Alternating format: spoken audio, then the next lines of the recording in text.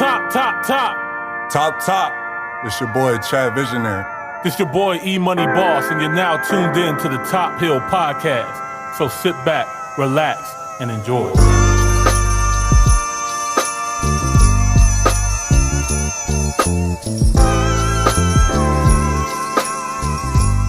Why do I keep on running away? Shout out to Quality Touch Studios. Hey.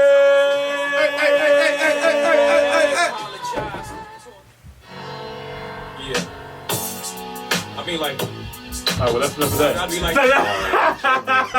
This is my whole greatest songs, bro. Wearing that platinum shit when all y'all chicks thought it was silver and shit. Sample, too. Brought so many memories, like man. these slum cats, all in they dumb raps, talking about how they fun stacks. When I see them in the street, I don't see none of that. Play boy. There's a fucking hum of that. Okay, you just have to set it down real slow. Man, you know what I mean? I like how you did that. Yeah, you know, some flight shit. DJ, DJ, right? All right, you ready, bro? Yes, sir. I'm ready. All right. Well, let's go right into it. 3, 2, 1. Top Hill, episode 49. 49. Damn. Well, I go by the name of E-Money Boss. I go by Chad Visionary. And shout out to Jamila with her own boss. Yeah, shout out to Jamila. Today. Jamila. She shows love, from around the way. But, yeah, guys. She out here making business moves. Oh, yeah, She's boss. Her own boss. Okay, yeah, go ahead. Yeah, shout out Jamila, though. Yeah, shout out Jamila. We love you. So, yeah, we got a lot to celebrate this episode. I'm going to save for Jamila's celebration when she get here next week. But right now, man, Top Hill has made it to 14 different countries this year. Shout out to you guys, man. Like, that is crazy, man. When we got those numbers back, we always like to shout out our international viewers, we already know we get love from around the world. Sure. But 14 different countries, that's crazy, man. Man, that's amazing. That's mind-blowing, especially on the first year, man. Yeah. Like, that's very mind-blowing. Like, I feel like a lot of people can't say that. So, We came far for a year. Yeah. And there'll be plenty more. Plenty more. So, shout out to you guys. Shout out to all of our first-time listeners and all of our, new listeners. Yeah, man, y'all ahead of the wave. Yeah. Because we're going to be big. I can feel it. I already know what you mean. So, yeah, shout out. And we're not sponsored by them. Put them away, man. My bad. Jesus Christ, man. They're not even open on Sunday. I need a cold. Closed on Sunday. Anyway, so shout out to you guys. Thank you guys so much from the bottom of our hearts. We love you guys, and we can't wait for the next season to come up. You know what I mean? Yeah. We got a couple. I'm very excited for next season. I'm very excited too, man. We got a couple of new things coming your way. A couple of surprises. But hey, if you guys don't know, the last Monday of the year, we are going to have an album of the year special. Yep. Me and Chad Visionary will be giving you guys our top 10 albums of 2020. I've already started to dig in. This is going to be really tough. And all right, Instagram. Yo, IG, this is why we leaving y'all ass. Fuck y'all niggas. Anyway. They gonna kick us off again. Hey, man, fuck you. All right, but, I don't know what the hell is going on with Instagram tonight, y'all. I don't know. I'm connected to the Wi-Fi. So, I don't know what's good with it. But, what we were just saying, man, we really appreciate all of our international viewers. It's crazy. We are in 14 different countries. That is insane, man, in the first year. So, I just really, really appreciate I really, really appreciate y'all, man, from the bottom of my heart. So, yeah, what else we got into? What else? That shit kind of threw me How off. was your weekend, bro? My weekend? My weekend was cool, man. My past week. Bro, I be in the zone, bro. Like, I be so focused, man. I had so many things going on this weekend, focusing on, building wealth, learning some things. And oh, yeah, you have been in that bag. Yeah, man, it's about to get crazy.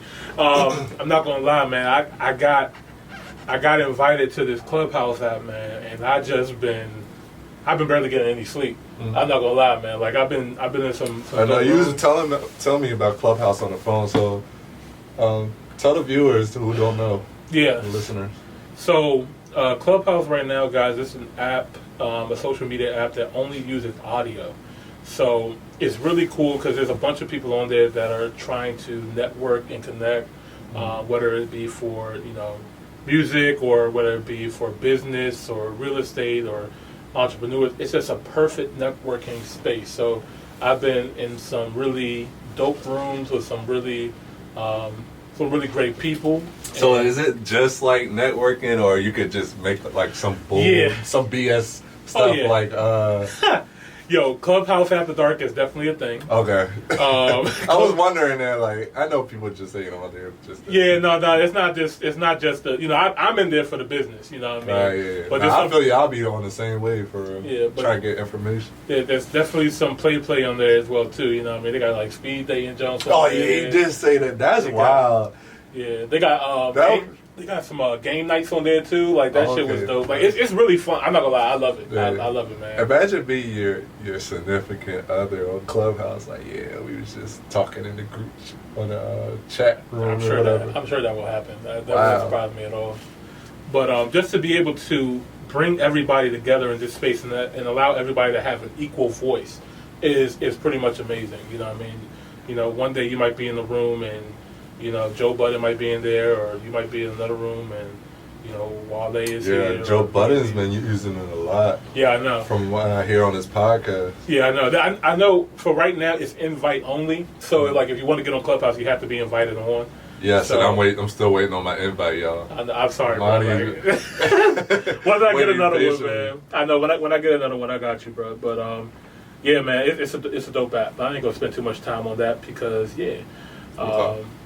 we got a lot of stuff to talk about today. First things first, let's just go ahead and... What you want to talk about first, man? I just want to say happy belated birthday to Hova, man. Hova, man. Happy belated B-Day to the undeniable GOAT. He's now officially... If you think about it, you know what's weird?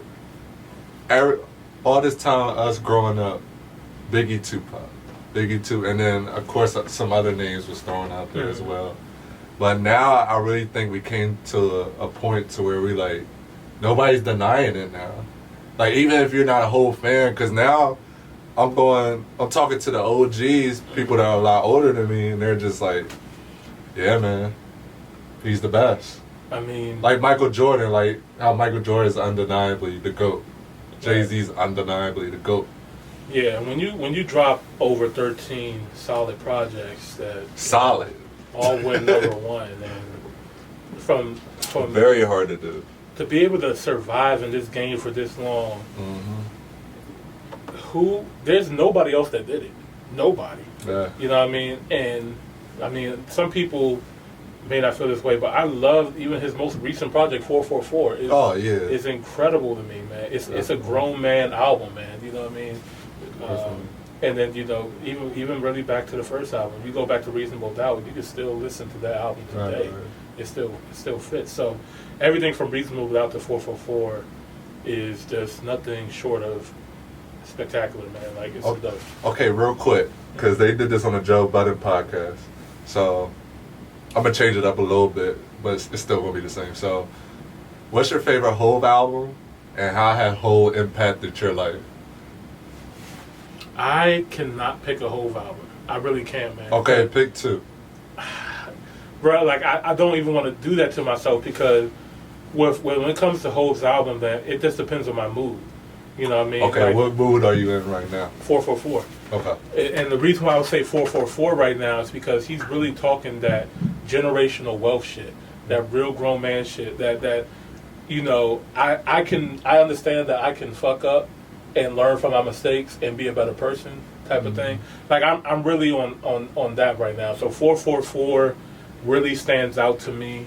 I've been going back to Reasonable Doubt a lot too. I'm not gonna lie. I've been going back to Reasonable Doubt. I told you. I've been going back. I told you, right?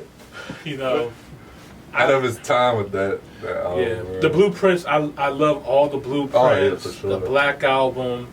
Bro, even there was a point, I know this is on the bottom of Ho's list, but I even like Kingdom Come. Oh, yeah. I had went back to it the other day. I was like, yeah, this straight. You got some records on there that I like. Beach Chair, like, it's something about that song, man. It's just so... It's unique, bro. So, the sonic quality of Beach Chair is just different from anything else I ever heard. Yeah, and to this day, I still love it. You're right. Yeah. I haven't heard nothing really like Beach Chair. I haven't heard anything else like Beach Chair, man. And that's always been a vibe of mine, too. So. Definitely. What about you, man? I'm like you now. Now that you put it, I really can't pick because Hov is one of my favorite rappers, artists, whatever. So my move right now that I've been putting on repeat is the joint we was just playing that had imaginary players on it. I think it's In My Lifetime. Yeah, My Lifetime 1. And then the first Blueprint. Okay. I really like the first Blueprint. I don't know. It just showed like Hov's ear for music was just. I don't know, man. He was just ahead of his time with it. Yeah.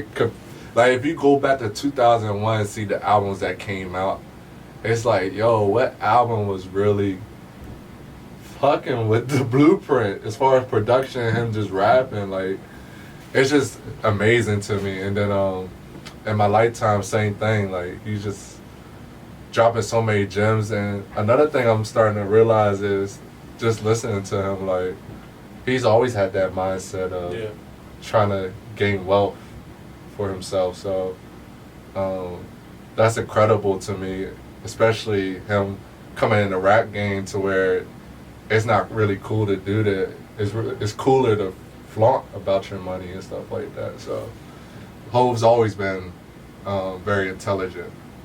And I would say this, he impact, now just reflecting and listening back to the Joe Budden podcast, excuse my, but he impacted me in so many ways. It goes beyond music, man. Just as a man, as a businessman, as an example, he is definitely shown you can come from, you know, the roughest neighborhoods, you can come from this, you can come from that, and still make it out and be the top. You know what I mean? And he sets an example for everybody, man, not just rappers or people in the entertainment industry. As if you're a businessman, if you're an entrepreneur, if you're a dad, you know what I mean, if you're a husband, he sets an example for a lot of us in this community. I think for me, I appreciate overall the progression. Him constantly evolving, not with just music, but like you said, with business and his other ventures. Just watching him grow. Right. I feel like that's the most beautiful thing you could do as a human being, and learning from your mistakes and keep growing. So, you know what's more important than throwing money in the strip club? Credit. That 444. Hey man, I try to tell you, he gives it to you as straight. He said, I'm trying to give you $1 million game for $9.99. He did that shit. So shout out to Jay, man. Man, shout out to our viewers on Instagram Live. We love y'all, man. Sticking with us. Shout out to Higher Powers. Oh, what's good, Queen? What's good, bro? Rare quality. Higher Powers. What's good, Asia? Asia was on here. Mello. Chef Rhonda. Yeah, we already know, man. I appreciate you guys for tuning in. Sure. So let's go ahead. We got a lot of topics to get through because we kind of Let's get through them. Let's get through them. So, real quick, politics again, as usual. The House has passed a bill to decriminalize marijuana. I forgot what's that act called. I think it's called the Hopes Act or something like that. Well, it's about damn time. Well, but it got to go through the Senate. The Senate, yep. Yeah, so I ain't getting my hopes up till that happens. Yeah, this is. But that's still big though. It's big for. It's big. It's like a start. You know what I mean? Yeah, this is the start. Everybody already knows.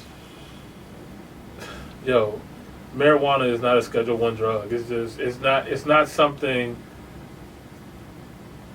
It's. How can I put this lightly? Who has not? You know what I mean? Partake or what? It was. This thing came out like during Reagan time, where it was like, just say no to drugs, right? When you have the Ronald Reagan era, and they use marijuana as a vessel to lock up black and brown people. The reason why I can say that so clearly is because Richard Nixon's, former president Richard Nixon's advisor, went ahead and said on tape that we knew we couldn't lock up the hippies of the 70s and black and brown people just for the fact that they were black or brown, or the fact that they were hippies or whatever. We couldn't just lock them up for that, so what did we use? We took something that we knew was not harmful and used that to lock up a bunch of people. You know what I mean? He said it himself. It was just like, this is crazy. like it came right out of his mouth. But I really want to see this go past, because even though I don't smoke, I know so many people who have been affected by this, that look like me, that have had charges or been locked up or had so many things happen in their life just because a police officer might have smelled some marijuana in their car or something like that. Right. And just people don't take into account like all the money that you got to pay and tickets and court fees and stuff like that. And some people are just like, oh well, it's the law, just don't do it. I'm just like, nigga, life is stressful. Like, life is stressful. Nobody talks to you when we say, if we told you to put the bottle down, you'll be mad as shit at me. You know what I mean? But, don't be mad, because, these people, the worst thing that happens when people do is they get happy, they get horny, they get hungry. You know what I mean? Like, these people, like, for the most part, you know what I mean? I'm generalizing here, of course, but. It's like you said, man, anything you abuse, that's when it becomes a problem. It becomes a problem. That's with drinking. That's with eating. Like anything. So, yeah, man, they need to go ahead and pass this. But we already know that the Republicans right now is controlling the Senate, and most likely they're going to block anything like that, because this. I don't want to keep going down this rabbit hole about how this government is set up, but I feel like everybody already knows this story now. Like, it's sad. But I'm hopeful. Maybe this doesn't get passed. When we like right now, but hopefully it gets passed if what it looks like. If the Senate turns blue and we also have a Democratic president, then that will be a blue wave. There'll be no excuse to pass laws like this that will just help out America in general. Enough states have passed laws to decriminalize marijuana and. Man, everybody smoke weed except for me. Yeah. But yeah, man. I just hate to see the countless people who are now making billions of dollars from this industry. And the same substance has been used to lock up millions and millions of people and ruin lives. It's sad. You know what I mean? And the marijuana business right now is extremely one-sided. I mean, there's not a lot of black people in that field. You know what I mean? Because it's like we were shunned out of that. If anything, it was intentional, like you said. Yeah, if anything, that shit should be given to our people to control. But we'll see how that goes. All right, let's get out of politics. I'm already on. Yeah. Hey! Politics like that. Hey, we What's got up? a new versus. Oh yeah, I'm hyped. Hey, I'm hyped. Ashanti Bro. versus Keisha Cole. Two baddies, bro. Hey, oh man. my god, I don't even care about the music. I just want to look at them. So, I care about the music. I care about it. I care about the music, man. And I'm not going to lie. When I first saw this, I was just like, oh, man, Ashanti about to blow Keisha out the water. Oh. And then, wait.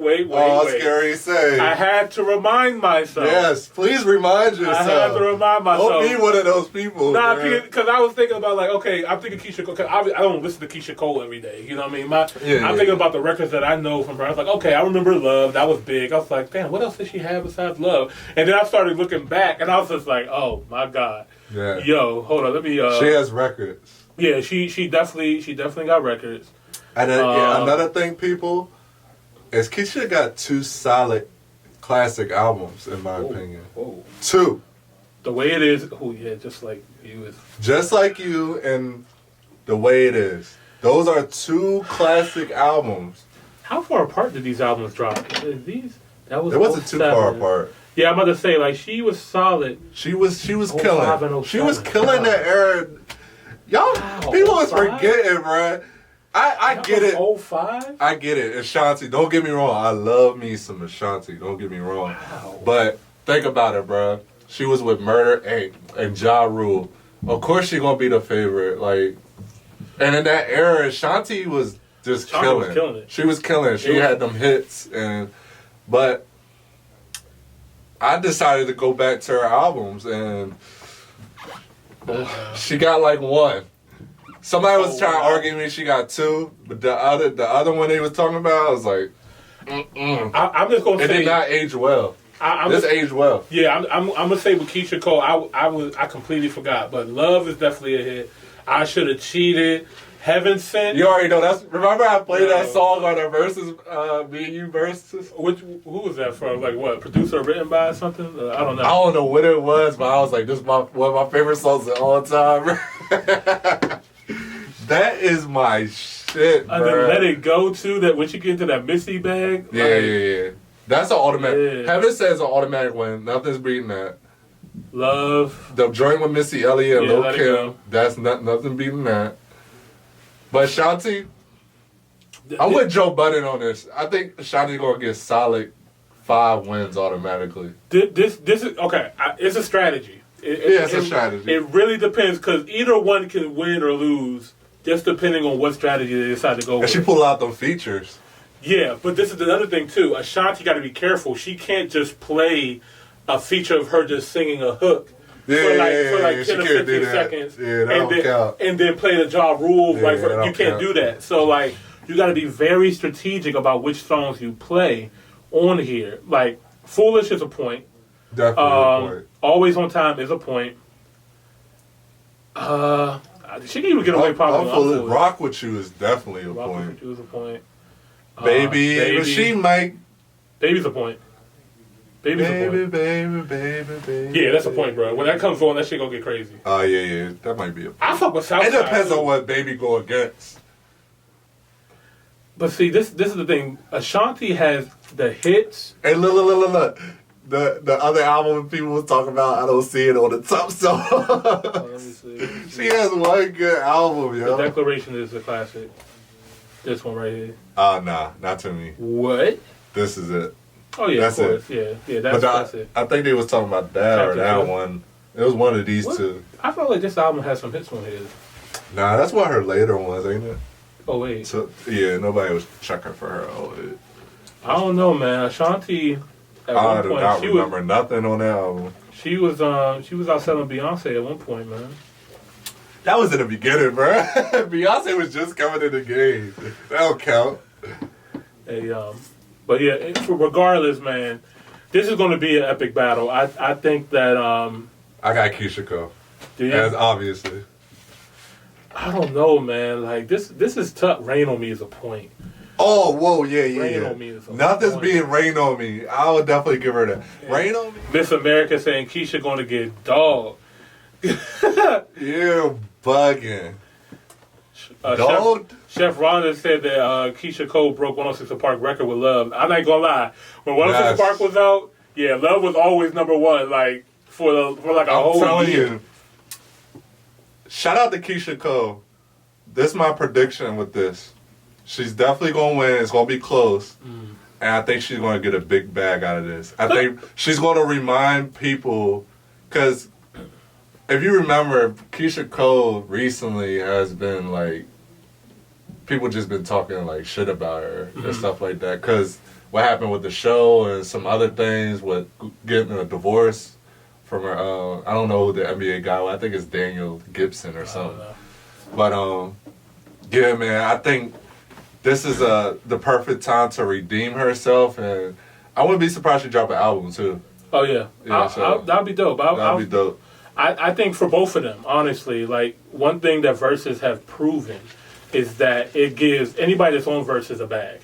Everybody's streaming numbers go crazy high after Versus. Like it's always a good look. So I'm excited for this celebration of both of these two queens and both of their music, because they both make amazing, legendary music. And yeah, I wonder what they gonna wear. Who Who had the best outfit? Ashanti, stop it. Yeah, Ashanti do got this. Ashanti, bro. Yeah, Come on now. Keisha Cole.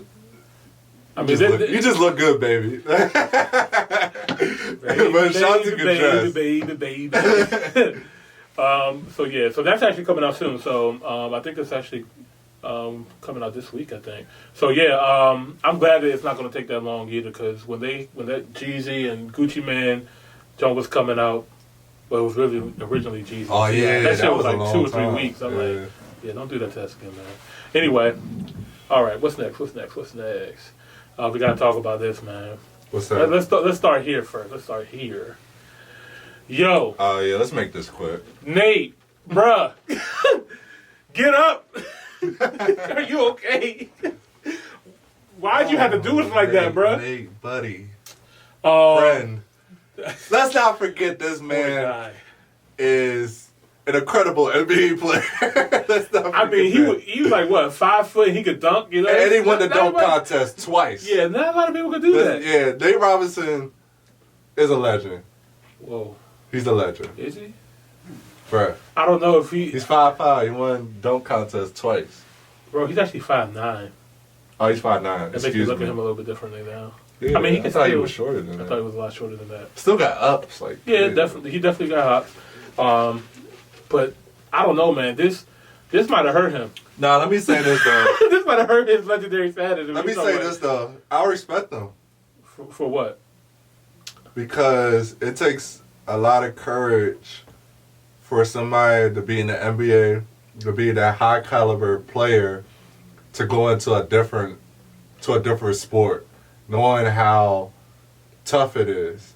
You know, boxing is not an easy sport at all. Like we all know this. Like this is the problem, Chad. Before you go too deep, let me just remind the people. Okay. He got knocked out by a professional American YouTuber. Okay, that's the problem. A YouTuber, Chad, like this, Nate Robinson is an athlete. He is a professional athlete. I got you. Jake Paul is on YouTube. You know what I mean? Like, I'm not going to take too much from him. Like, I mean, at the end of the day, it still took a lot of courage to get on that platform like that. This person he's taller, he has more length. So I already know in the boxing arena, he has the advantage over Nate Robinson. Mm-hmm. But at the same time, Nate is supposed to be the pro athlete going into this.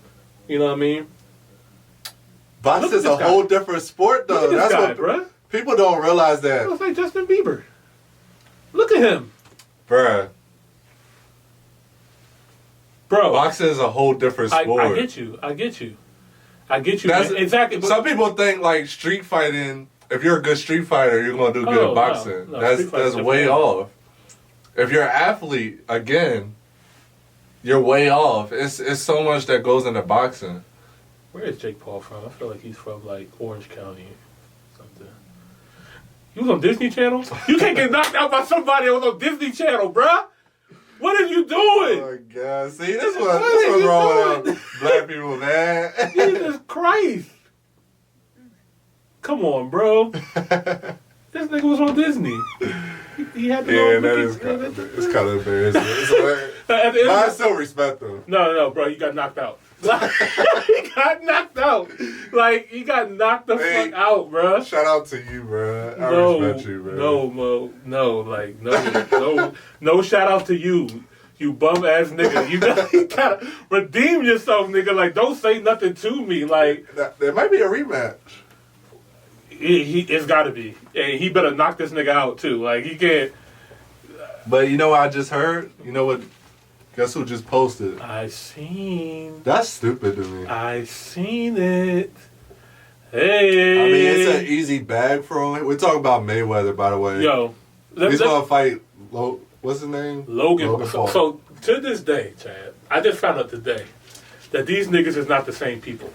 I thought that Logan Paul and Jake Paul were the same people. These are two different niggas. They're different people. Yeah. They're brothers. They're happy and they're singing and they're not colored. So what does Logan Paul do then? Let me see. I think Logan Paul is actually a boxer. I think he's that one that's actually a boxer. Let me see. Wow, so he had an advantage. Jake Paul had an advantage. That's what I'm saying. Oh no, he was on TV too. Oh, okay. He's a YouTuber as well too. I did not know they were both YouTubers. But I mean, hey. It's funny. Shout out to my little brother. He kept trying to get me hit, like, to Jake Paul. You gotta watch his videos. I'm like, who the heck is Jake Paul, man? And now I finally found out who he was through boxing. Dang, he's my brother's age. So he's older by 2 years. I don't know, man. Jake Paul, he that nigga. He's that nigga now. Oh, yeah. Like I've been keeping up with his Instagram. I'm like, yo, he's lit. So. Yeah, of course. Bro, you win a boxing match like that?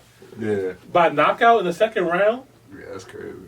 Bro, what? Come on now. Like, yeah, you're gonna be the man for a while. So, you know, he's gonna have his time, you know what I mean? So this is his time right now. This is Jake Paul's time right now. Now we gotta see what he does with this fame, with this prestige, you know what I mean? Who he fights next is gonna matter. Are you going to... He should not fight Mayweather. You should already know. He's not fighting Mayweather. This is Logan brother. Paul is. His brother is fighting Mayweather. Oh, okay. Yeah, that's stupid. So, but I never seen Logan Paul fight. I mean, I don't know. But it is interesting to see that Mayweather is going to come back into boxing after retirement from having a perfect record. Easy, man. Easy money. Easy money. No, bro. I won't say Easy. What? I don't know, bro. This nigga... Easy money. I'm going for Mayweather all day long. I will always root for Mayweather. But this nigga he's going against a 25-year-old. Easy money. How old is Floyd? Don't matter. Yes, Easy it does. money. It absolutely matters. Floyd Mayweather is 43 years old. Too skilled for him. Bruh, it's too skilled. I don't think it's going to be a walk in the park like niggas are thinking it's going to be a walk in the park. I would agree with you. And I don't know too much boxing, but I do know this. Mayweather is a defensive player. Oh, he's smart. He's very intelligent. So he's not one of those boxers like Tyson. Tyson's not like this too, but he's not all offense. You know what I mean? That tires you out. Defense. Watching Mayweather the last 3 fights that I watch him, he knows how to reserve his energy so well. Yeah. He's very composed. I just feel like he's gonna do that with a 25-year-old. He's more experienced, more skilled. I think it's easy money, bro. The young guy's gonna tire himself out, and at the end, Mayweather's gonna win. Okay. Easy money. That's my opinion. Well, we will see this fight in 2021. I'm excited to see it. When, in February? Is it February? I don't know. Let's see. Yeah, February. Yeah. All right, man. Hey. Fight party. Who had a fight party? Hey, Mayweather, do this for the culture, bro. So he's not looking too good right now. We looking sweet out here, man. We need to looking sweet. I ain't gonna think they can beat us up. Bro. Yeah, no, we gotta jump this nigga. Like, they go fair fight, bro. Yo, Joe Budden said he can whoop his ass. Okay. I'll whoop that nigga's ass. Look, Joe Budden funny as shit. Look at him. I'm gonna beat that nigga's. I was like, Joe, you gotta chill. Yeah, you gotta chill. All right, what we got next? The Grammys have announced their I don't even know how much. You want to talk about how shitty the Grammys is? I want to talk about how they're shitty. It's like year after year after year, and this is partially this is partially my fault too. You know what I mean? This is partially our fault. We hold these academies in these award shows to a high standard. To such a high standard. We assume that the Grammys are the pinnacle when it comes to music. When you say you're a Grammy Award winning, that means something, right? Right. So every artist shoots and strives for that Grammy. That is the #1 prize for an artist when you come in the music industry. So, to my understanding growing up, I'm thinking that, okay, the Grammys give out the awards to the people who make the best music. Who make the best music that year. You know what I mean? I thought that's what it was. You know what I mean? But year after year, I have been proven wrong every time. And what really did it for me personally, was in 2013 or 12, I think. No, it's I think You it's talking about the 13. Kendrick? I'm thinking about Kendrick, Good Kid, Mad City. He was nominated for 7 Grammys. He performed, and he didn't get 1 Grammy nomination for Good Kid, Mad City, which was in 2013, clear as day by all of his peers and the culture that this was the best album of the year, or at least he had one of the best records of the year. He should have got something. Definitely. But instead, Macklemore got Best Rap Album. And honestly, I feel like that year is when it went downhill. Because, I don't know, man. Looking back, it seemed like it was kind of accurate. Just going back to when Kanye was winning Grammys and even before Kanye. It just seemed like that was well deserved. Yeah, because Kanye got 21 Grammys. I think that was well deserved. Like, he was killing it when he came was. out. Kanye, And then even before him. Jay-Z, Outkast. Beyonce. They was giving it to the right people back then. Lauryn Hill. Lauryn Hill, yeah, the Fugees. Yeah. So they were killing it. But they were also missing, too. You can't forget about Nas. You know what I mean? We can't forget about Nas not getting a Grammy. I don't think Snoop got a Grammy. I don't think Biggie or Pac, you know what I mean? Don't get me wrong, you know I love Nas, but I look at that too. Look at who he was going against. When did Illmatic come out? Because there's nothing beating Illmatic that year. What year was Illmatic? That was like 94. So who won? I don't even know. They may not even have a rap album category in 94. They may not have. I don't know. Dang, this is a history lesson right here, y'all. Because I really don't know either. This is, I just know the 2000s. Right? 94, right? I was only like 3 years old. Let's find out. This is the 36th Annual Grammy Awards. That category is right there. What? Rap, baby. Here we go. Rap. Dr. Dre won Let's Ride. So they didn't have an album category. Yeah, they had no album category, so that makes sense. It don't matter what it was. Yeah. Those songs. I mean, I agree with that.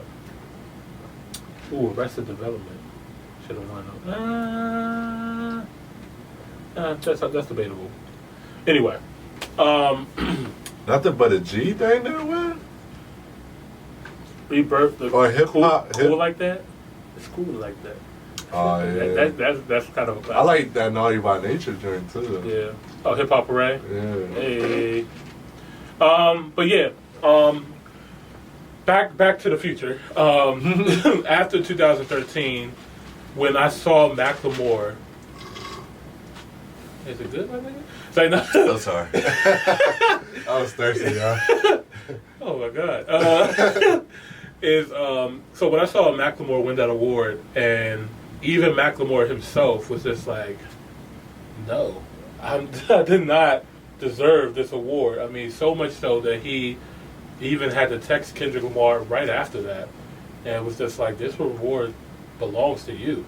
Mm-hmm. And you know, Macklemore, I respect him because he's not. He could have just took it and ran with it or whatever. Yeah, but sure. He made a point. And then he also came up with another song, a song that came out called "White Privilege" too, which made me understand that okay, he gets it. You know, mm-hmm. He understands. He's in the culture.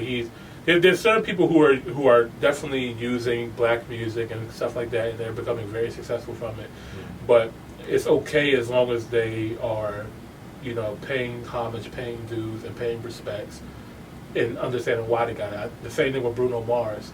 I got a lot of respect when Bruno Mars came to the BET Awards and performed at the BET Awards, showed up to the BET Awards, and when he received an award, he told everybody, I would be nothing without black music. You know what I mean? And to say that on that stage, to me, means something. It means that you actually do get it. So shout out to Bruno Mars for that. But so the Grammys, that happened in 2013. You know, continuing on, I know a couple of snubs. You know, Beyonce didn't win. I forgot which album it was. it might have been Lemonade. It was one of her more recent albums, and she didn't win. I think Adele won or somebody else won, and they were just crying on stage. It was like, Beyonce, I love this album. I love your album so much. You should have won this. Please come up and like, you know what I mean? Like that started the trend of like people who like really realized like, God, this is too out of this world. Mm-hmm. Then I remember Jay-Z being nominated a couple of times. He got nominated like 7 or 7 times, and he didn't win anything. Yeah, it happens too often. Yeah, it happens a lot. And so, how you feel about the nominations now? So the nominations this year, thank you, Chad, because we could talk all day long about how wrong the Grammys were these past couple of years, but let's talk about how wrong they were this year. I'm a little conflicted with the rap album category. Okay, let's go straight to it then. The reason why I say I'm conflicted is because I would say they got it wrong. I would say that. But I do like who they put in here as well. And I don't know if, I was talking to you about this on the phone. I don't know if they did this, you know, just to be like, yo, I think we're going to get right this one because we put lyricists on here. So I feel like they was trying to, they thought they was pleasing the hip-hop community by just putting the lyricists on there. But I don't know, man. But again, it goes back to them not knowing the culture for real. Because we have the little Uzi Verts and the Yachties and stuff now. You have to include them in there. So yes, we appreciate y'all recognizing these guys who are lyrical. But hip-hop is bigger than that now. You know what I mean? So it's on a broader scale now. It's not just heavy bars and lyrics and stuff like that. It's more melodic and a little bit of mumble. You know what I'm talking about. I had to saw something that made my face squinch.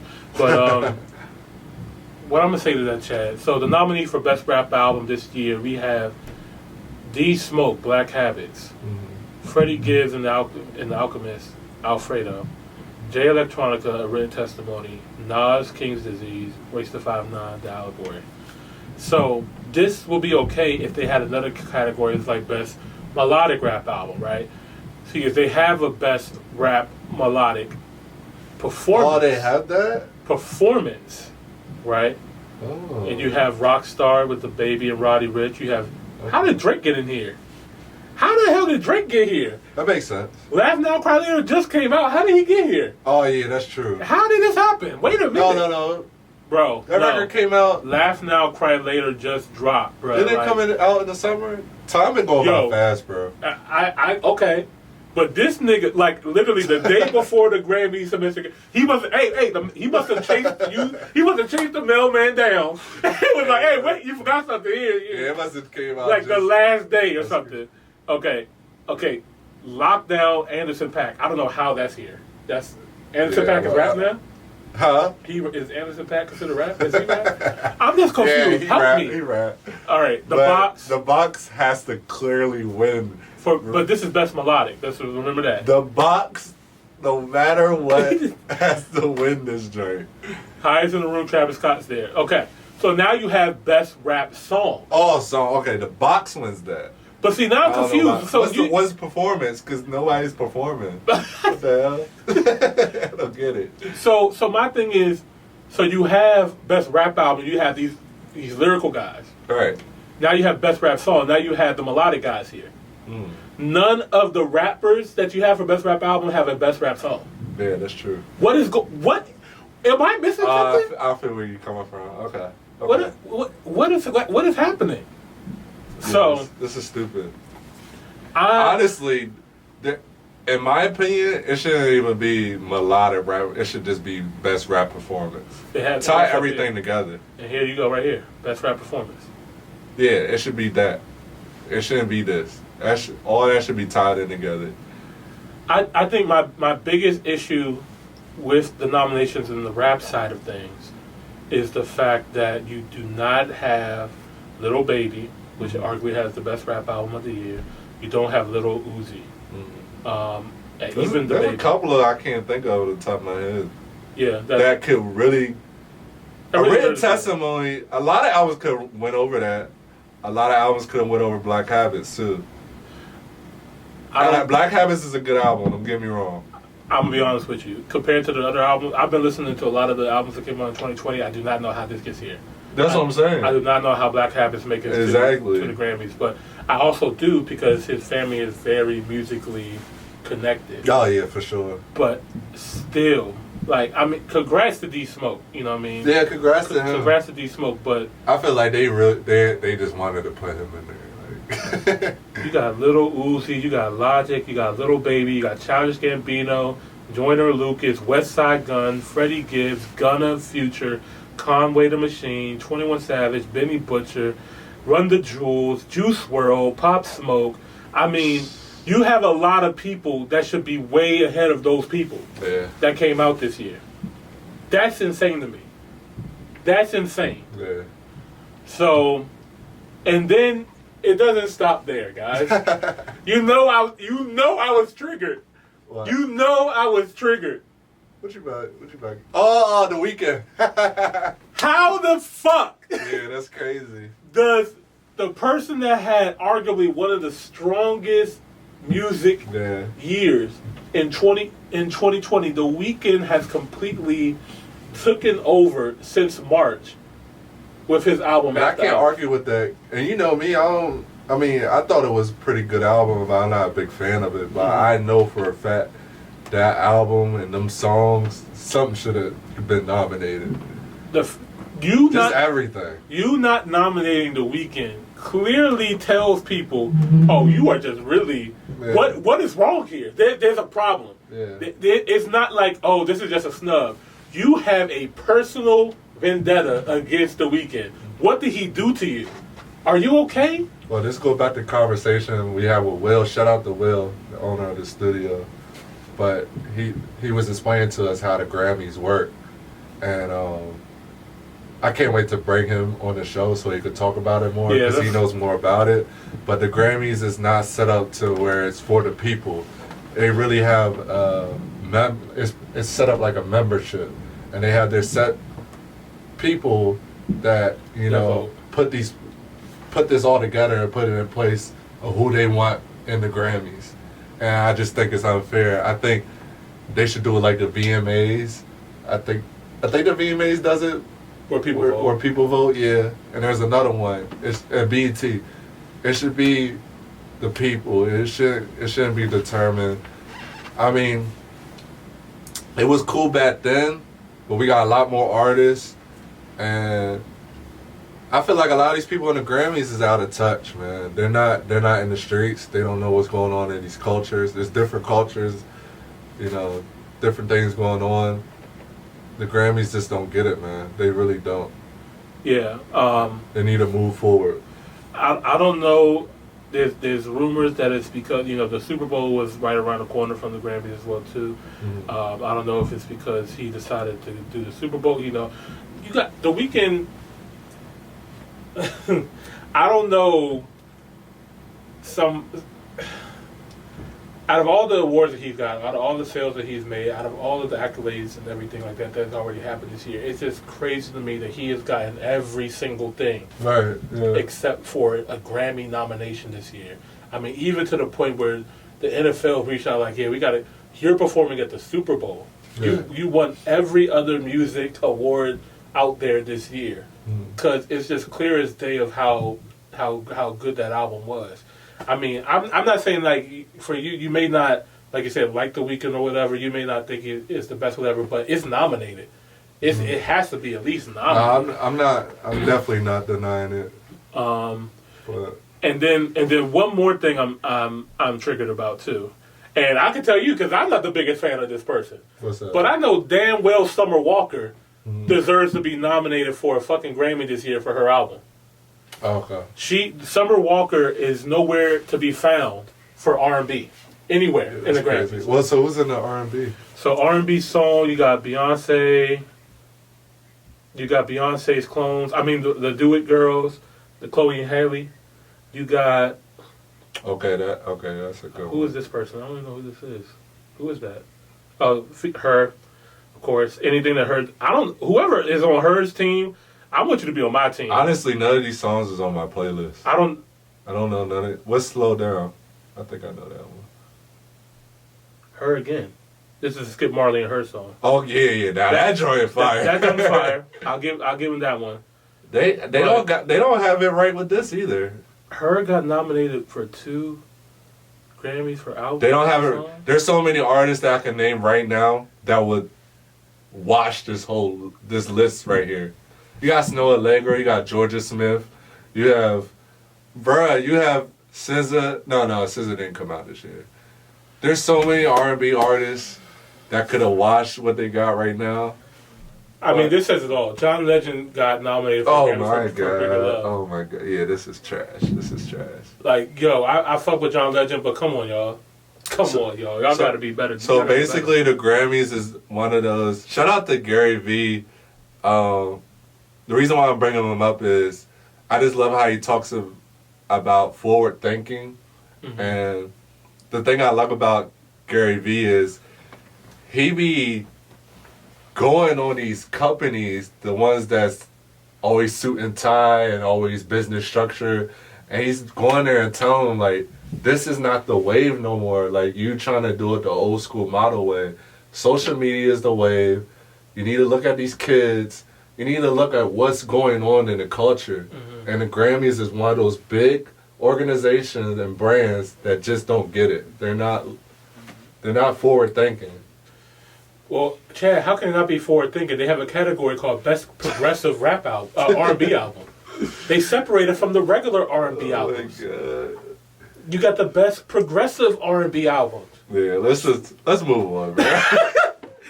Shout out to Janae Aiko though. That album is incredible. Oh yeah. Now that's deserving. Yeah, she deserves to be nominated and to win if that's the case. But I don't understand how Summer Walker's not here, The Weeknd's not here, Little Baby, The Baby, Roddy Ricch do not get nominated for Rap Album of the Year. How the fuck does Please Excuse Me for Not Being Antisocial not all right, we already know what time it is. Time to move on. Y'all know what we need to do though, right? Make our own. Yeah, you know what I was thinking. Make our own. Make our own, Make man. our own, or we watch the Grammys out. Or we put our own up front, right? Mm-hmm. I know we've been talking about Joe Budden a lot this episode, but they called Summer Walker's manager, and he was hot. I mean, hot. I mean, he was saying wild shit. He was talking about, like, bro, like, D Smoke? You telling me D? I was like, yo, you got to chill, bro. Like, that was on the podcast? Yeah, he was like, yo, he's from Inglewood, bro. Like, chill, bro. You don't know what room you gonna be in with this nigga. But I felt his pain, bro. Like, how the fuck does Summer Walker not get nominated? She has the biggest R&B album of the year. Yeah, clearly. Shout out to Will. Will says that her team dropped the ball on the nominations just like everyone else. Yeah, I mean, I get it. But he said they always get it right. They don't get it right, man. I'm sorry. The Weeknd not being nominated, Summer Walker not being nominated, Roddy Ricch's album not being nominated. They got it all the way wrong. Little Baby not being nominated. That clearly says something to me that these people are completely out of touch with making the right decisions there.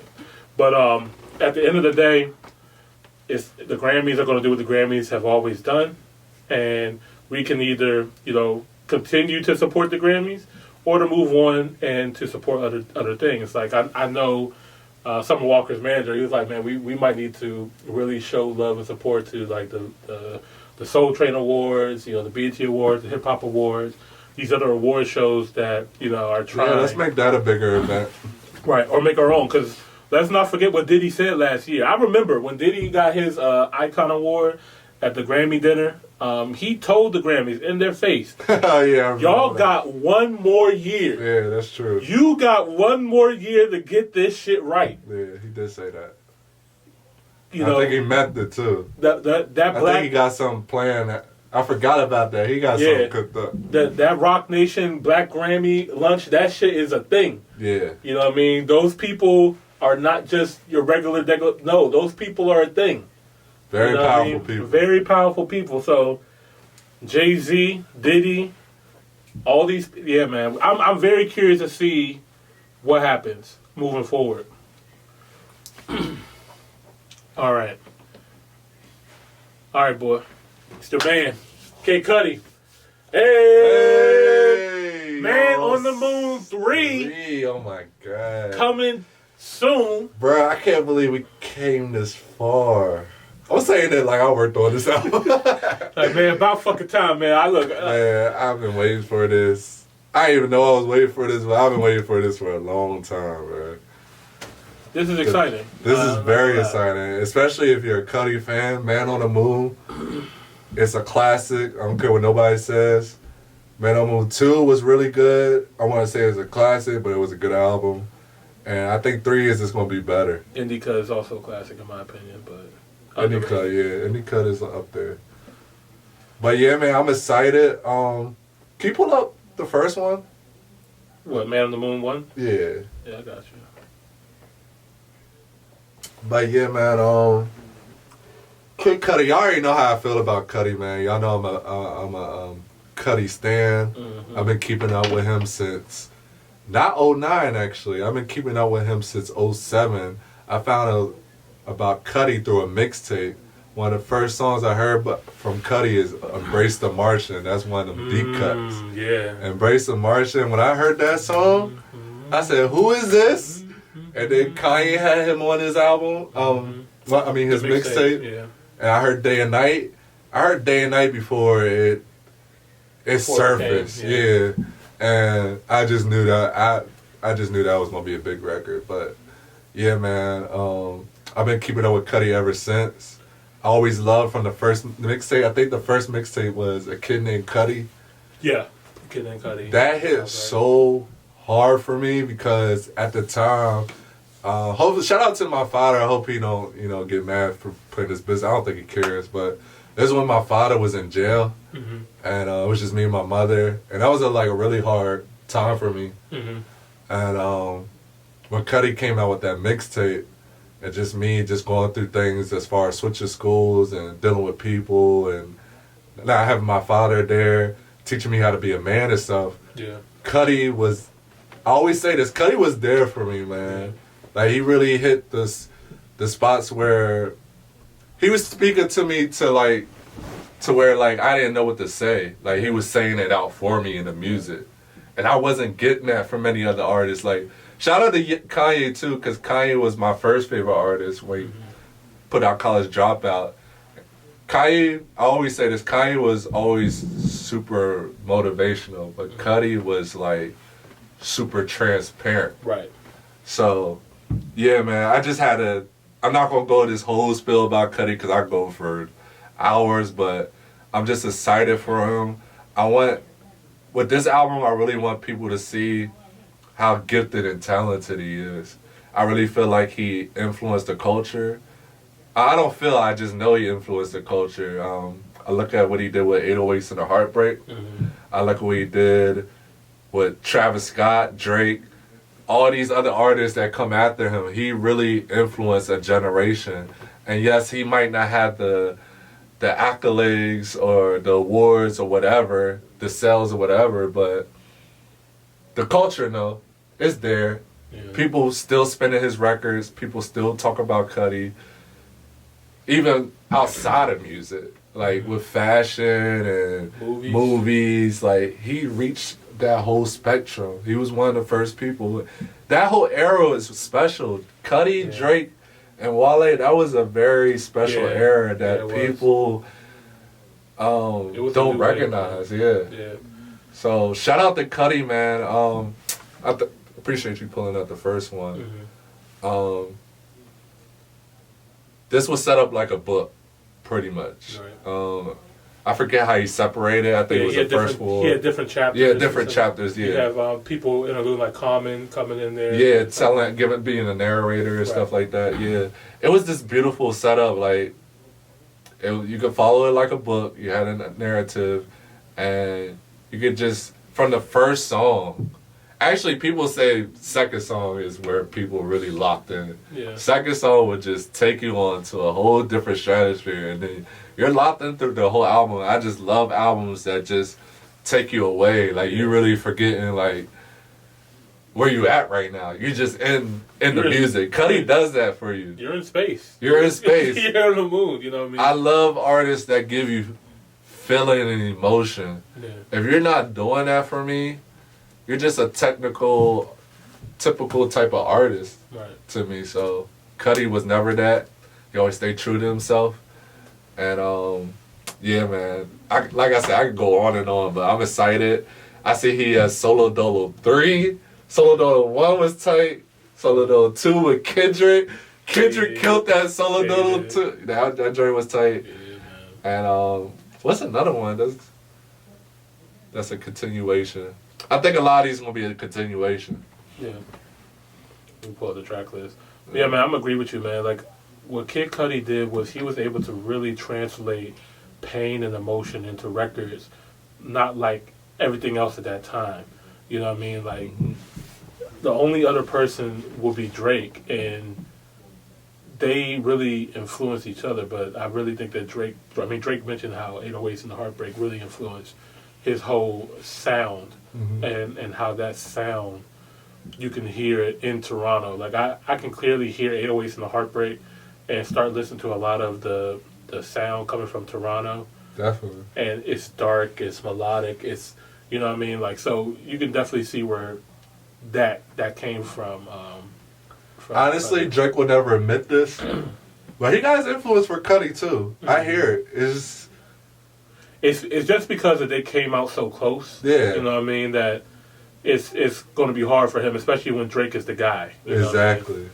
And he has an ego to protect, so. I feel like that's one of the reasons why they're beefing. Because I don't even think a lot of people know the real reason for the beefing. The man on the moon, now you going through the phases.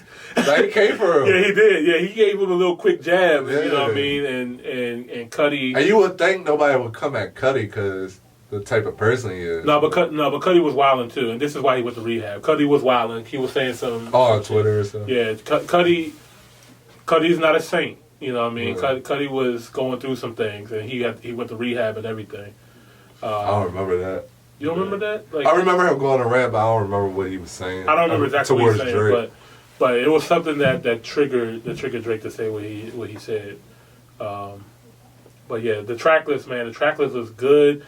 You got 4 different acts, similar to like the first body of work.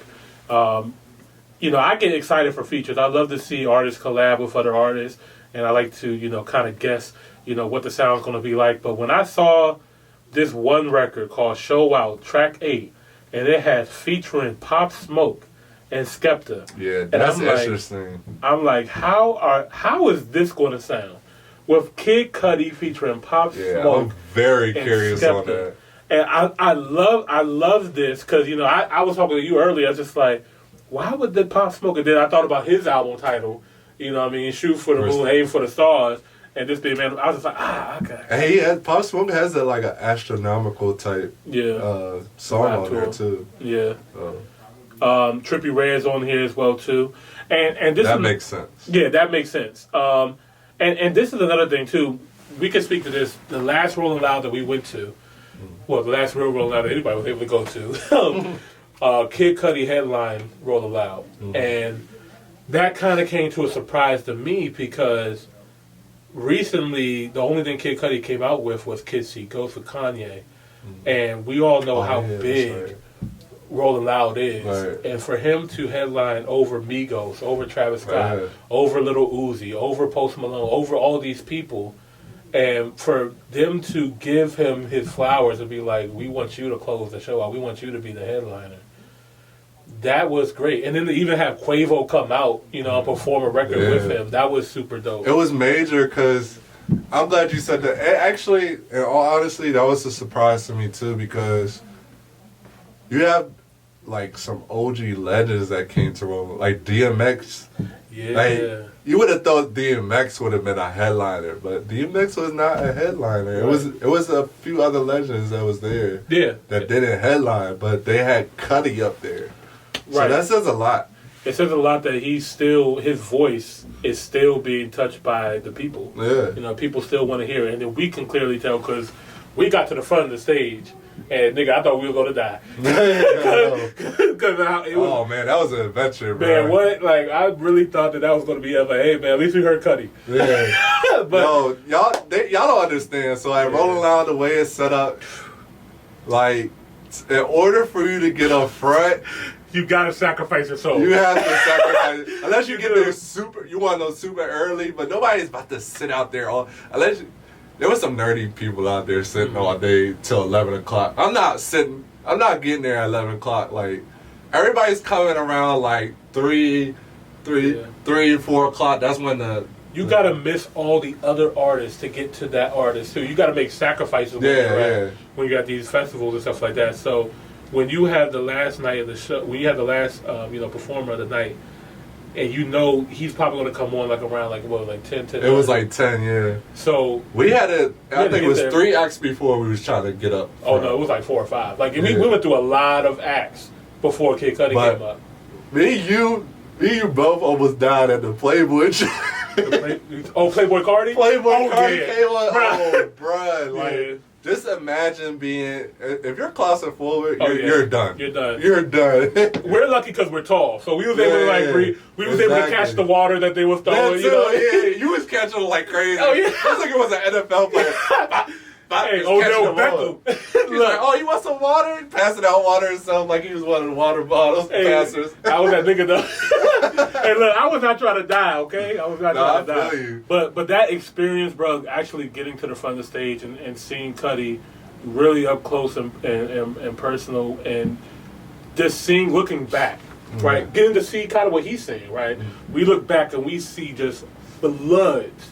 Thousands and thousands of people. And these people didn't leave because you have a choice if you want to go. There's another act performing. Right. And I remember. They all left that act. To come see Cudi. Right. Because I remember seeing one of the last acts, I think this was before that one. It was Juice WRLD. I don't know, but I remember seeing NERD. Oh, yeah. And I remember Amigos was on the other one. I swear half of the world was seeing Amigos, and it was only a little people. For NERD, so you have a choice, but everybody was there for Cudi, man. Yeah. So and that made me realize that you can hate the people or love the people that do Rolling Loud, but they understand. They understand the culture. They know the culture. The culture always over trumps what you see on social media, what you see in these award shows. That's where I come from. Like, if you're not, it's the streets that matter, point blank. If you don't understand what's going on in the streets, you don't understand this shit. Period. I'm sorry. I don't care how musically inclined you are. I don't care if you went to school for it. If you're not in these streets, if you're not going to the music festivals, if you're not going to the clubs, and see how these people reacting to these songs, that means a lot. That means a lot, bro. And that's where I be coming from when I have these music conversations, because you can know all this wealth of knowledge, but if you're not out here doing the footwork, you're seeing it while they're touching the people. Like Kid Cudi touched the youth, man. The youth recognized. Exactly. Like, okay, we know who Kid Cudi is. We know his music. We know Man on the Moon. And he was playing his deep cuts too, man. Like, he was playing like. And people was singing it. Yeah, word for word. Yeah, bro. So. I want to bring up another thing too that stuck out to me. Shout out to Rap Genius. I forgot the guy, the host, Rob something. Yeah, Rap Genius is amazing. Yeah, but he had this young lady on there, younger white lady. I think she was my age. But anyway, she was talking about back at 09 and 10. This really stuck out to me. She said when she was in college, she went to this club, and the club was mainly for like techno alternative type music. So the club was making changes, and this was around the time Cudi had came out. So remember Day and Night did a remix, Crookers remix. Yeah. They said that record was so huge, and this was taking place in New York City. They played that so many times to where that club now, it had merged people that were hip hop fans and people who were alternative fans into one club. Yeah. That really stuck out to me. Yeah. That's how you shift the culture. I was even thinking about the movie Project X when they did that Pursuit of Happiness record, and they mixed that joint. I was just like, that was huge. Yeah. Because you got you got the white kids in America that really love Pursuit of Happiness is one of the records. Mm-hmm. If it comes on a club, they're all singing it. Yeah. And then of course us, we know it too. So we didn't want to turn this into a Kid Cudi. I know, my bad. But I knew you was gonna get your shit on. I knew it was gonna happen, and we're gonna be doing this again next week when this album drops and we get to finally critique it. Looking forward to it. I will say, in my opinion, I really like Kids See Ghost, so I'm hoping that he really gets to ride this wave and this gets him back to where he needs to be. I hope so. Shout out to Cudi, man. I'm really looking forward to it. All right, man. So real quick, man, we're gonna dive into these albums that dropped this past 2 weeks. Okay. And mixtape. That's not that many. It's only these 3. We knock them Actually, there was a new one that just dropped today. I sent it to you. Oh, you did? Yeah. We go into that first since you probably didn't listen to it. Mm-hmm. But NBA YoungBoy and Rich the Kid dropped the album together. They already came out. They already came out? What you mean? Yeah, they came out. That came out. They didn't come out this week. That came out last week? Yeah. Oh, I'm late. I'm sorry, guys. Yeah, that shit flopped. Yeah. Well, it's new to me. Well, let me make sure, because maybe they came out with another album. You said YoungBoy and Rich Kid, right? Yeah. Yeah, if I'm not mistaken, I saw that they came out. It came out when a bunch of the other records came out, and I was just like, I'm good. And November 13th or 19th. God, it's so hard to find this shit nowadays. So it big came. Why we didn't talk about it? Because it was trash. It's like, nah. I mean, compared to the other, it was like Those a week. Two big names. Compared to the rest of the album, it was something where it was another album that came out. There was a couple of other albums that came out, and it was just like we just didn't have enough time to go over that. It was called Nobody's Safe, right? Yeah. Go down real quick. Oh yeah, November 20th. November 20th. We're in All December right. 7th. Never mind. Excuse what I'm saying. We're not gonna talk about that. Yeah. So we got a mixtape and 2 albums to talk about. We got to start with the legend, Lil Wayne, Weezy F. You want me to go first, or you want? I'm gonna go first before you fucking say some blasphemous shit. How you know? It might be good. The GOAT has returned. Young Money, Young Moolah, baby. Okay. All right. Lucky you got your buddy here. Hey, look, Lil Wayne dropped No Ceilings 3, and to me, this mixtape, he really got back on his rap and shit. Like, from even the critics that I've looked at, he really went back and it really just got back to old Wayne. He really got back to the Wayne that we all known and loved. He came out strong with V8. Then he kind of made a turn. He went really slow with BB King Freestyle featuring Drake. That's really a Drake record. Honestly. Agreed. But it's good to see Drake and Wayne still collabing together, and I think that's dope for them to have a relationship as long as it has. For Wayne to be able to pass the torch to somebody, and for him, when he passed that torch to Drake just like just over exceed probably his expectations. Yeah, and with that, a lot of that can sometimes fall with jealousy. It can come with a lot of other things, and it's just good to see those two guys, still coming back and making good music. I loved what some of the other records that he flipped. The Life Is Good record was dope. The Out West record that he did was dope. He flipped a lot of dope records. That the Commandant Garçon junk is fire. The junk that he remixed, the Pop Smoke record, he went off on that junk. Also on here, he did a lot of. He showed a lot of love to his family. That's one thing I saw this time around with Wayne, that he's also sharing. His family's being a little bit more transparent and letting his kids actually rap. And his kids, I'm not gonna lie, his one son, I think it's called Lil Tune or something like that. He can actually spit. I'm not gonna lie, like he sounded like a young Wayne. You know what I mean?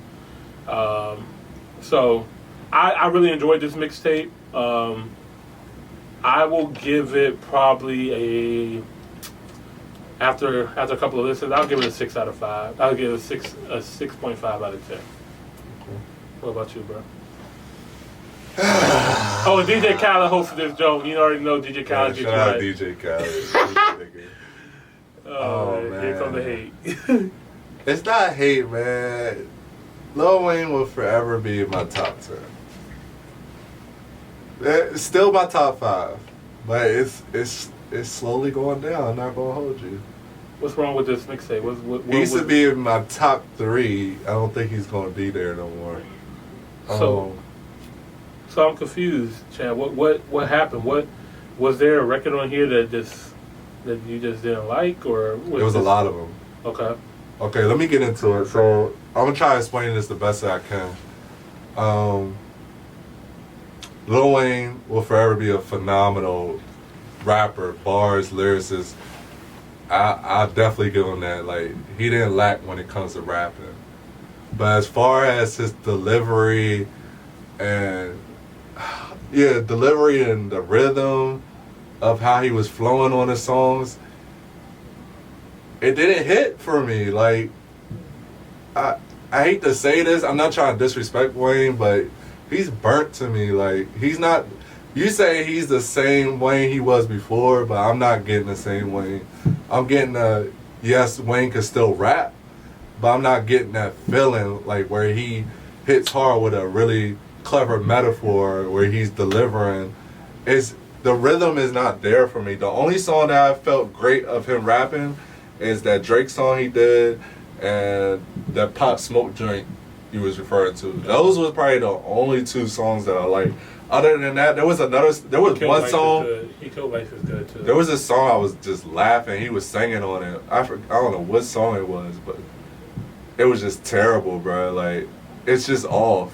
It doesn't sound good. Sonically, it just don't. It's not pleasing to my ears, and I'm not going to sit here. In my opinion, he's a legend to me, but at the same time, I'm not getting legendary music from Wayne. That's just the bottom line for me. I look at somebody like Jay, who has evolved, and I hate to compare him to Jay, but it's just like, I'm looking at you as top tier. You're not giving me top tier, and you're not evolving. But it's Wayne, so I guess I have to expect that. But yeah, bro, he doesn't do it for me. When I listen to it, and another thing too, when I listen to No Ceilings and stuff, you know how he flips songs? Mm-hmm. He usually makes them better. I'd be like, oh, I like this song better because Wayne was on it. Didn't give me that feeling either. I was like, I'd rather go listen to the original version. Every song I heard, I was like, I wanted to hear the original version. And honestly, I ain't even finish it. I was just like, let me just go listen to the songs he try to flip. And that's my take on it. You gotta do better, Wayne. Well, that's that. And Joe Budden feels the same way, and I'm upset he didn't touch on it. He kind of. We about to name this episode featuring Joe Budden, but because I respect him so much, but usually Joe Budden is so real, like, because Wayne, I get it, like he's so respected from his colleagues, so they don't want to say anything to offend him or. Because and another thing is too, he went through so much. But Joe Budden, I don't think he cares about that. But I don't know why he didn't touch on it. But I heard him say it a little bit because they brought it up. They was like, "What you think about the Wayne mixtape?"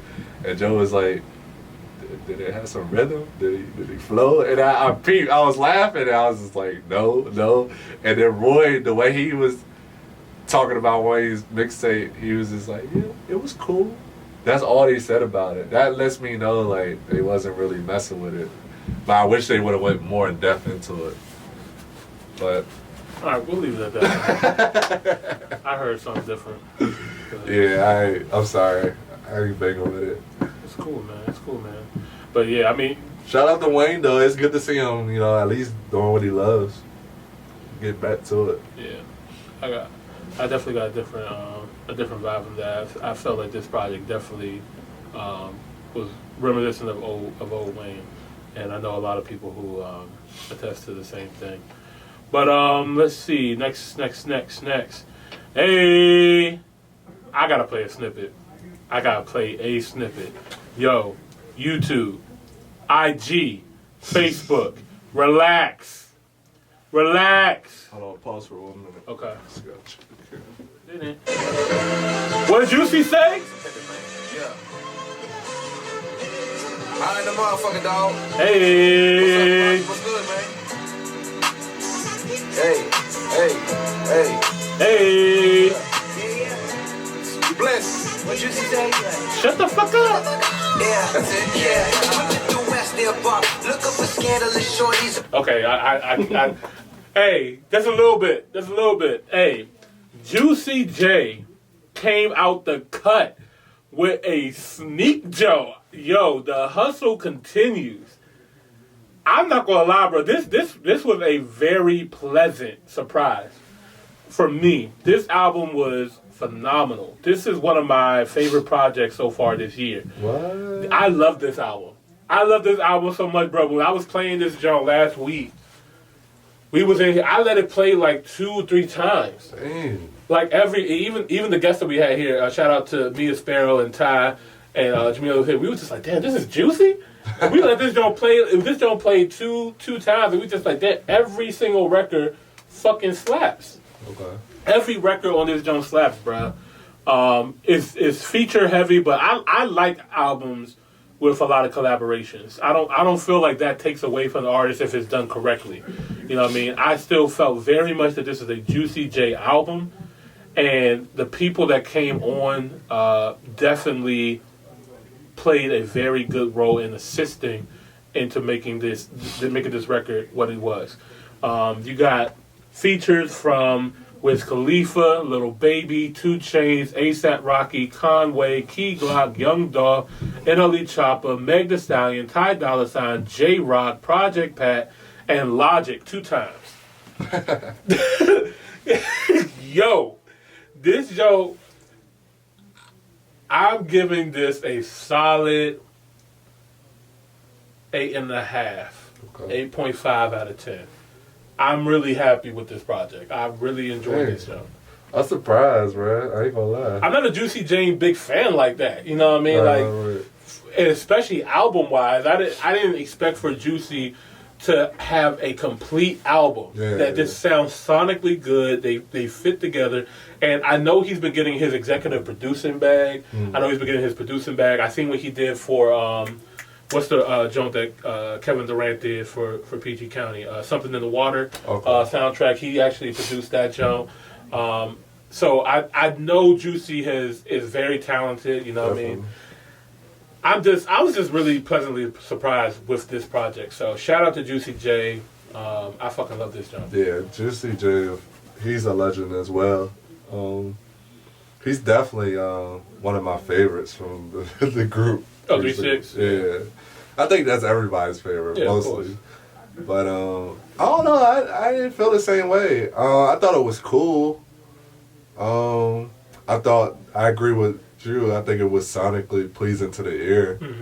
I don't know. Maybe I have to give it another listen. I just didn't feel it the first time when I heard it. Check your speakers, Chad. I don't know what's going on with your speakers, man. We gotta figure that shit out. I don't know, bro. It just, I don't know. I'll go back to it.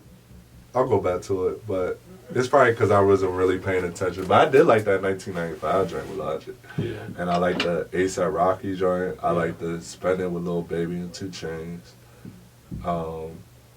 I really love Memphis to LA. Yeah. I think that really represents who he is and where he comes from. But yeah, man. That's all I have to really say. I don't think I really paid attention to it. I don't think it hit hard like it did for you. It might be one of those things that you gotta sit there. I gotta listen to it again. Yeah, because you're gonna be surprised. It's just one of those joints. Be like, okay, all right, next record. I'm probably gonna skip this joint. Oh, damn, this on fire. All right, Yeah. It's just one of those albums that just kind of surprises you. Yeah. It's just like, okay. Sometimes it's hard for me with this artist because he's not lyrical. And yeah, exactly. He's not really that melodic. Yeah, I wasn't looking for it. You know what I mean? I wasn't really right. checking for it. And when I forced myself, because every month I forced myself to listen to these albums, I was like, okay, you got me. I understand. This is it. This is it. Yeah, Juicy J always I really like what's that mixtape? That's a classic mixtape. Oh, I got a blue cover. I know what y'all know what I'm talking about. It's a classic Juicy J mixtape that everybody mess with. But I love that Juicy J. But dang, I just lost my train of thought. Oh, you talking about the Juicy J mixtape, the one that you fuck with? That was something else. Mixtape. Anyway, shout out to Juicy J. I'm gonna check it out again. Oh, another thing I was gonna say is, one of the albums that's my favorite this year that I slept on. Well, I didn't sleep on it, but I kind of slept on it. 21 Savage and Metro Boomin. When y'all were typing it up, I went back and I started playing in my car. That's one of the most albums I played this year. Man. Yeah. I really liked it. So it might be one of those things where I just have to go back. Right. Yeah. Yeah, that 21 Savage. That joint is fire, bro. So disrespectful how slept on that joint is. Yeah, that joint is fire. Yeah. Okay. Hey, back home. Yes, sir. Rico, Hey. Rico Nasty. Shout out to Rico Nasty, man. Shout out to little sis, man. Hey. Are you gonna play her hit? Oh, this is the hit? Well, that's her lead single. Is it? Mm-hmm. Oh, okay. Hey, shout out Rico Nasty, yo. Hey, I didn't realize how long this was. The music video is fire. Shout out to her, the videographer she worked with. I ended up following him. He's really talented. Yeah. Forget his name. Let me look it up. I forgot the boy's name, but that kid is. After he did that video, he did another video. He did the iPhone one, and another one for her. He's blowing up now. That's dope. Yeah, he's sick with it. I'm gonna let you take this one away, man. Rico Nasty dropped Nightmare Vacation. Yeah, man. It was a surprise. Honestly, I'll be quick. I'll be real quick with my take. Okay. I didn't think that this was going to come out from Rico right now because Rico makes really good music for performing. Yes, sir. You said it on Mark already. Yeah, so when I heard this, you know what I mean, as I'm listening to this in my headphones and you know, in my space, I'm like, okay, I see where this is being played, and it's like, I'm just not there. You know what I mean? So it's kind of weird. We're in a pandemic. Yeah, so it's just really weird to hear this kind of music, and that's like, I know what this is supposed to do, but you can't do this right now. You know what I mean? And I've seen Rico perform live, you know what I mean? And I know what kind of energy she brings, and I'm just like, yo, I'm surprised you didn't save this for that. I'm glad you brought that up, man. Yeah. And maybe she just wanted to get this shit off because she got more music, and maybe when the world opened back up, she'll drop another jump. I hope. That's you know a good what I way mean? of looking at it. That's what I think. You know what I mean? But at the same time, this is your debut. Yeah, true. This is your debut album, and I pay attention to the little things, right? Yeah. And I know I shouldn't, but I remember on Friday, you know, every Friday, Apple, you know, when you go to the browse page, they always show you what new music is coming out. And I noticed that Rico was like, you know, right there. She was like number 2 right after the Mariah Carey. She was right here. Right. Oh, they moved her back. They pushed her like all the way back to the second page yesterday. Oh, wow. And I was confused. I was like, damn, why did they do her like that? And I just see now that she's back over here. Maybe that's because. Yeah, she has a song that's topping the charts. I don't know what song it is. Yeah. Yeah, her team That's must probably have. why she's back up. Yeah, her team might have seen that shit. Like, hey, what y'all doing? What y'all doing? Hey, but I notice those kind of things, right? When I see an album, and that made me worry. It's like, dang, and that means this album's not doing as well as they thought. Right. You know what I mean? And they try to tuck it to the side or whatever. But I don't know. But I wish nothing but the best from Rico Nasty. I really enjoy her music, her style. It may not be all the way there for me, like, because obviously not this record. Some of these songs are not are not meant for me. Yeah, we're grown ass men, so Yeah. I get it. Yeah, so I get it. but I definitely see where her music is designed for, what space it's in. You know what I mean? And I think she's super dope and super talented. And I wish her nothing but the best. Man, I really love your review, man. You hit it on the mark, especially talking about her releasing it around this time. I also was confused by that. I mean, before I get into reviewing of the album, I just want to shout out Rico Nasty. She actually is like a sister to me. I'm not going to get into all that. It's kind of private, but I kind of know her, so I might be a little bit biased. But no, I'm not biased. I tell the truth anyway. But Yeah, you be saying some wild shit. yeah. Like, well, there goes that sponsorship. Yeah. But I would say this, I definitely was excited when I heard her. She was gonna drop this album. I heard iPhone already, and there was another single that came out. So I kinda knew what to expect. When I heard the other songs, I got the same thing. Like, these songs are meant to be played in concert in the clubs, to where, like, especially I think it was the third song. I was working last night, and I don't know, I was feeling sleepy. Like, I was tired. It's about to be the end of my shift. That song "Check Me Out" came on. That pumped me right up. I was like, oh man, I'm trying to go out now. Like, it gave me that feeling. So after that, that's where I was just pumped up. And she had more songs like that, like "Shut the Fuck Up." Excuse my language. Then you got "Let It Out," and then Oh, for real. Oh, for real, yeah. Those records are just songs that you just. I love it. I think it's the song "Let It Out." I just love how she makes songs that basically just let out your frustration, and she says that in the song, "Let it out, let it out," and she really connects to the alternative black girls and emo girls. So, you know, I really love that. But anyway, yeah, man, I thought this was a pretty good project, but I have to agree with Monty. I think it should have been released later on, to where when Outsiders open back up. But I wish her nothing but success, man. I feel like she's just one of those artists that stand out like a sore thumb, like. And I love artists like that. Like, even if I didn't know her, I really feel like I would still love Rico. Right. Because going back to Kid Cudi, he sticks out like a sore thumb. Right. Kanye sticks out like a sore thumb. Drake, these people that have they have their own style. Yeah, they're not trying to take style from anybody else. They're very much themselves. There's nobody else like that. Exactly. When you hear Rico, you're going to know that's Rico and Nasty. Right. And that's what I really enjoy about her. And just knowing her from a young age, she's always been like that. Like, if y'all would have saw Rico when she was younger, she was always that one of a kind person. So yeah, man, I'm just happy for her success, and I hope this is one of the albums or one of these songs that take her up, man. I really feel like she deserved to be mainstream. That's the only thing she's missing. She has everything. Like, she has covered every single fashion magazine you could think of. Like, she's killing it when it comes to fashion. She's killing it when we were touring. She's killing it with the fans. Like, she has the whole package, but it's that mainstream. That's the only thing. But I think she's gonna get there. It's just gonna take a while. Right. And do a song with Meg. What's going on with that? Y'all was on the same XXL cover. Oh, sure.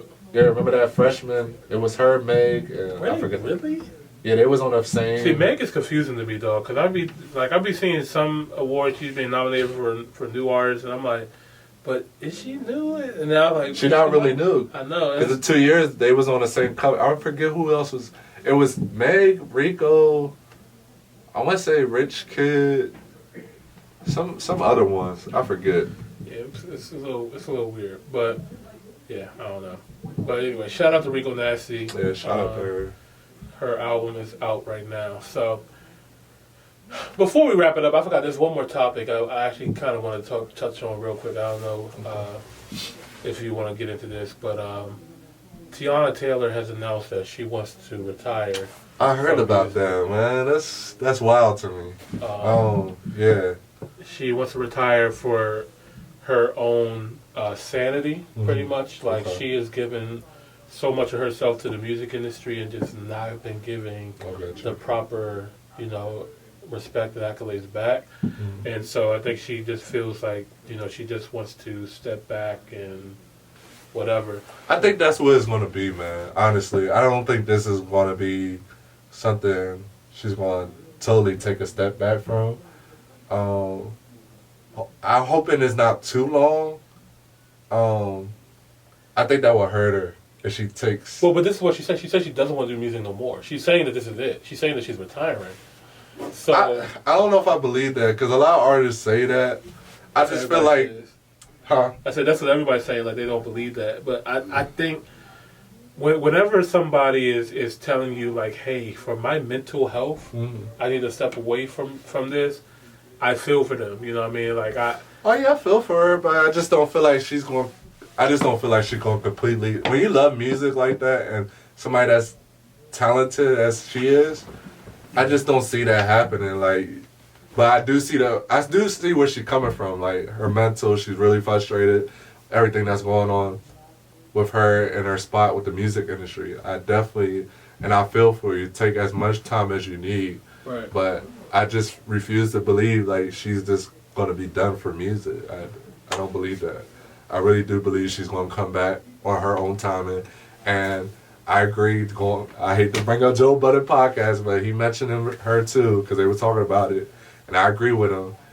I think it'll be better for her to go independent. I think that would be the best route for her because Tiana, just knowing her personality, she's so strong-willed, and she already knows what she wants in her own mind. So she's an entrepreneur. So do your own thing. You have the power to do it. Girls love you. Like, I remember you even really had an album. Yeah, niggas love you. Yeah, niggas love you too. But I remember Respect to your mom, all she had was a mixtape at that time, and people were still checking for Tiana because she had so much else to offer. Yeah. So, yeah, take a step back. I want you to come back. You're important to the culture. Yeah. You need to. We want you to make music again, but Her if album you was don't, also slept on. I understand. Yeah, the album was definitely slept on. That was a good album. Her album was good. Her album that she did with Kanye was good. All those albums with Kanye were good. Y'all Yeah, niggas it really was. Y'all niggas tripping. Anyway, okay. All right, so we just want to get into that real quick. We got to shut it down today. Yeah, man, thank you guys so much for tuning in to another episode of Top Hill Podcast. Yeah, appreciate y'all. Hey, man, this is Top Hill episode 49. Yo, we are streaming in 14 countries. You know, we got some cool shit coming up this couple of episodes. You know what I mean? Make sure you guys tune in next week for episode 50. Yes. Jamila will be back in here. We got another special guest that's going to be in here. Then following that, you know, we got this end of the year special, man. Like, who do you guys think? I want to know what you guys got for your albums of the year. You know what I mean? Yeah. I definitely want to hear y'all opinions. Everybody that's watching and listening right now, I really want you to take the time as you're listening and watching to follow us on every social media platform, whether it's Facebook, Twitter, Instagram, whatever. And please leave a review. We want to hear y'all thoughts. I don't care if it's bad.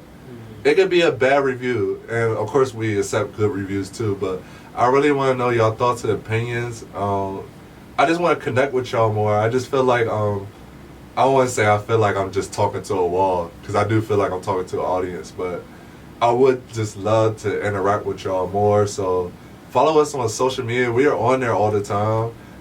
Leave a review. Support us, subscribe to YouTube. Just connect, man. We need y'all, man. We love y'all. Y'all family to us. So, yeah, shout out to y'all. Yeah. You can follow me on every platform. That's E-Money Boss, as it should be spelled, E-Money Boss. I'm on Clubhouse, Instagram, Facebook, and Twitter. Also follow Top Hill Podcast on Instagram, Facebook, and Twitter. And why are we plugging shit? Follow From Our View on Instagram, Facebook, and YouTube. And like Chad said, subscribe to our YouTube page. Don't forget to hit the like button. That'll really help us out with the YouTube algorithm. And follow my man Chad Visionaire on all of those platforms as well too. Instagram, Facebook, Twitter, and Chad Visionaire. Yeah. And Jamila _Idris. And I think you got a website. You got a website? Oh, yeah. Check out the website. Chad Visionaire. It's not chadvisionaire.com. It's chadvisionaire.co. It's for my photography service and videography service. So if you need that, hit me up. Or if you don't need that, hit me up anyway. I'm a cool guy. I like to... I'm a fun guy. Yeah, pretty much. I'm a cool guy. But anyway, yeah, like, for real, like, I really love people, man. You could DM me, man. I will definitely respond. It could be about anything. But I could talk about music for days. So if you send me something about music, we're gonna be talking forever. Tell them that Kid Cudi is trash. You have a hell of a Oh, conversation. if you do that, I'm on that ass. All right, guys. Thank you guys again so much for watching. Like you said, we wrapping up, and I know this episode has been extremely long, but we appreciate you guys. We'll see you guys next week. Love you. We out. Peace. Peace.